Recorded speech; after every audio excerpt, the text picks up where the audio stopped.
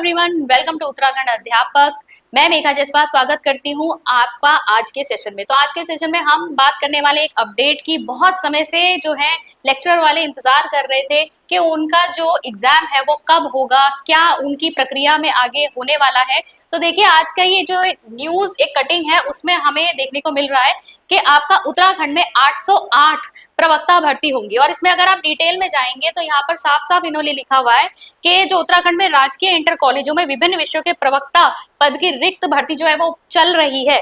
तो उसमें शिक्षा विभाग ने इन पदों पर जो भर्ती का प्रस्ताव है वो तैयार करके सरकार को भेज दिया है। ठीक है, तो यहाँ पर जो पूरा प्रस्ताव है वो सरकार को भेजा जा चुका है और इसके बाद सरकार अब इसे चेक करके फिर कहाँ भेजेगी, आयोग को भेजेगी। और एक बार ये आयोग के पास आता है अध्याचन तो इसके बाद वो उसको पूरा स्टडी करके देखेंगे कि इसमें सारी चीजें करेक्ट है या नहीं, और फिर आपका जो है ये विज्ञापन निकलेगा। तो हालांकि अभी तक भी हम ये कहेंगे कि 2-3 महीने इसमें अभी और लगेंगे, पूरा जो आपका विज्ञापन है तभी आपको देखने को मिलेगा।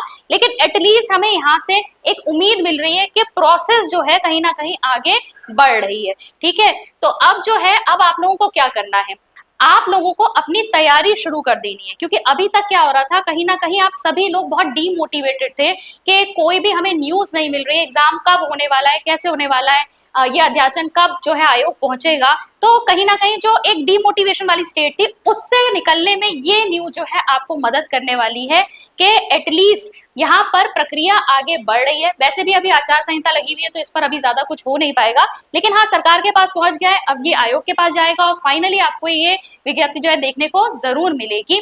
अगर हम एक टाइमलाइन लेके चले कि अगर हम मिनिमम मान ले कि 2 महीने बाद जो है, अभी जुलाई चल रहा है, अगस्त सितंबर तक अगर आपको यहाँ पर ये विज्ञापन जो है देखने को मिलता है तो उसके बाद आपको 2 से 3 महीने ऑब्वियसली यहाँ पे टाइम मिलेगा। 2-3 महीने हालांकि कम ही है प्रिपरेशन के लिए, लेकिन यहाँ आपको टाइम मिलेगा कि आपका एग्जाम का, ठीक है, आपको एग्जाम की तैयारी करनी होगी। तो किसी भी हाल में अगर हम देखें ना तो आपका जो एग्जाम है वो कब जा रहा है, वो आपका 2026 में जा रहा है।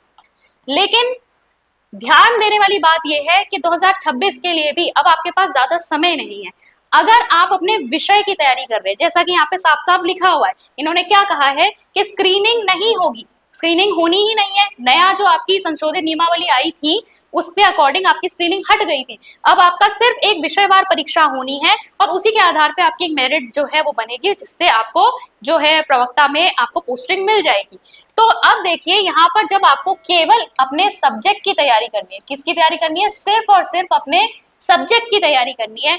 सब्जेक्ट भी आपका ग्रेजुएशन लेवल का भी आता है, 11th-12th का भी पूछा जाता है, थोड़े टॉपिक्स आपके पोस्ट ग्रेजुएशन के भी आते हैं। तो यहाँ पर आपको अपना सिलेबस बहुत अच्छे से स्टडी करके अपनी तैयारी पूरी रखनी होगी, तभी जो है आप प्रवक्ता भर्ती जो 2026 में भी चाहे हो, ठीक है, स्टार्टिंग में हो सकता है मिल जाए आपको देखने को, तो यहाँ पर आपको इस एग्जाम के लिए पूरी तरीके से तैयार रहना है। ठीक है, तभी जो है आप ये एग्जाम क्वालिफाई कर पाएंगे।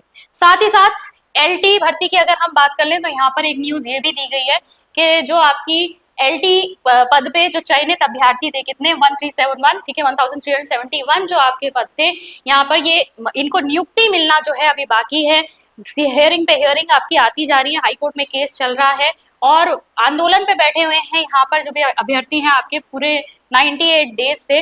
तो कहीं ना कहीं ऑब्वियसली यहाँ पर भी थोड़ा सा ये डिमोटिवेटिंग तो है ही, सिलेक्शन हो चुका है उसके बाद भी आपको नियुक्ति नहीं मिल रही है, तो ये टाइम जो है बीच का काटना मुश्किल हो जाता है एलटी वालों के लिए। लेकिन इनको भी ज्यादा परेशान होने की जरूरत नहीं है। जो न्यूज यहाँ पे सबके लिए निकल के आएगी वो पॉजिटिव ही निकल के आएगी। अभी 25 को जो है आपकी हियरिंग होनी है और उसके बाद आशा करते हैं कि यहाँ से कुछ ना कुछ सभी के लिए एक अच्छा निर्णय जो है वो कोर्ट की तरफ से यहाँ देखने को मिले और फाइनली जो है इनको नियुक्ति मिल जाए। इसी के साथ मैं ये कहना चाहती हूँ कि 2027 में आपके इलेक्शन है, तो 2026 में हमें एलटी भर्ती भी देखने को मिल सकती है। तो एलटी भर्ती 2026 के लिए भी आप लोग तैयारी करते रहे। देखो एक चीज मैं बोलना चाहूंगी, पहले जो है जब तक आपकी भर्ती आती नहीं है तब तक आप उसके लिए तैयारी नहीं करते, और एक बार जब आपका विज्ञप्ति निकल जाती है या फिर उसका एडवर्टीजमेंट आ जाता है, फिर आप लोग जो है कोर्सेज लेते वक्त क्या पूछते हैं कि क्या ये कोर्स इतने टाइम में पूरा हो जाएगा। भाई अगर आपको पता था कि एक लिमिटेड टाइम में जो है कोर्स पूरा नहीं होगा तो आपने अपनी तैयारी पहले से क्यों नहीं करी। तो तैयारी जो है, अगर आपको पता है कि आपको सरकारी जॉब लेनी है, चाहे एलटी में लेनी है, प्रवक्ता में लेनी है, जिस भी पोस्ट को आपने सिलेक्ट कर रखा है, तो उसकी तैयारी पहले से करिए ना।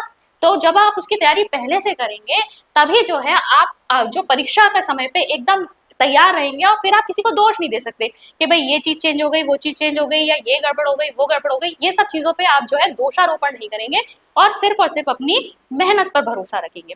तो 2026 के लिए हम एलटी जो आपका बैच है वो जल्दी ही स्टार्ट करेंगे। पहले भी हमारा रिजल्ट बहुत अच्छा रहा है एंड आई होप जो इस बार भी हमारे साथ स्टूडेंट जुड़े वो पूरी मेहनत के साथ जो है वो तैयारी में लगेंगे। तो ये आपके लिए अपडेट थी। आई होप आपके लिए यूजफुल रही होगी। मैं मिलती हूँ आपसे नेक्स्ट सेक्शन में। Thank you.